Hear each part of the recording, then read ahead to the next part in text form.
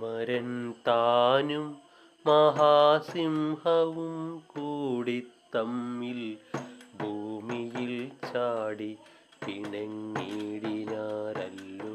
പിന്നെ ബാഹുപ്രഹരേണ കേസരി വീരനപ്പോളാഹവേ ചാമരത്താനെ കൊന്നു വീഴ്ത്തിനാനല്ലോ.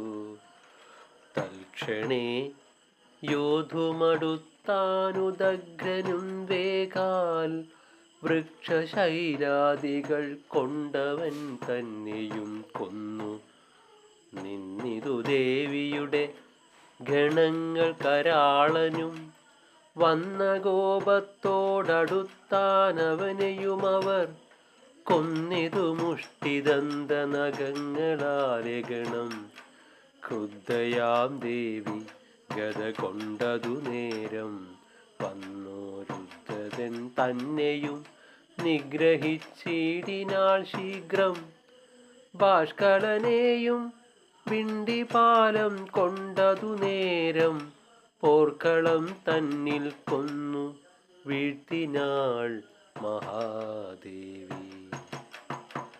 ബാണങ്ങൾ കൊണ്ടു താമ്രൻ തന്നെ സത്വരം കൊന്നു ക്ഷോണിയിൽ വീഴ്ത്തിയിടിനാളന്തകനെയും വേഗാൽ.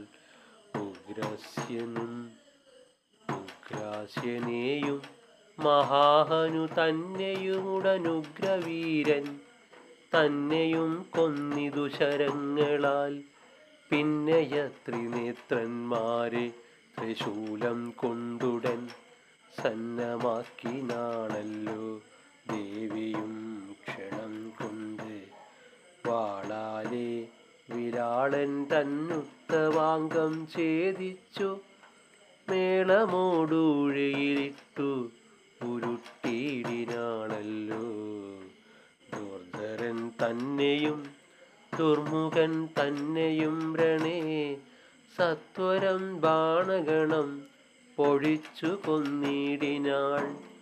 ഏവം വൻപടയും തൻ പടനായകന്മാരും ദേവിയാൽ നഷ്ടമായതു നേരത്തു മഹിഷനും മാഹിഷവേഷം ധരിച്ചടുത്തിടിനാൻ.